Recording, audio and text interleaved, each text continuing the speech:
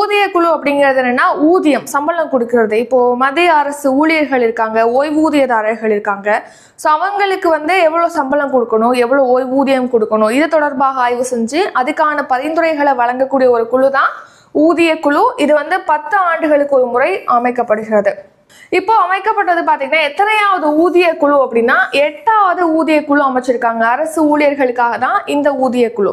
சரி, இப்போ நம்ம நாட்டில் வந்து மத்திய அரசு பணியாளர்கள் ஓய்வூதியதாரர்களுக்கு எவ்வளவு ஊதியம் வழங்கணும், அவங்களுக்கு எவ்வளவு படி வழங்கணும், அதாவது அகவிலைப்படி ஒவ்வொரு குறிப்பிட்ட மாதங்களுக்கு இடைவெளியில பாத்தீங்கன்னா அந்த டைம்ல விலைவாசி உயர்வுக்கு ஏற்ற மாதிரி அரசு ஊழியர்களுடைய சம்பளத்துல ஓய்வூதியதாரர்களுக்கு பாத்தீங்கன்னா ஓய்வூதியதாரர்களுக்கு அவங்களுடைய ஓய்வூதியத்துல ஒரு குறிப்பிட்ட பர்சன்டேஜை இன்க்ரீஸ் பண்ணி கொடுப்பாங்க. அதுதான் அகவில் அப்படின்னு சொல்லுவோம்.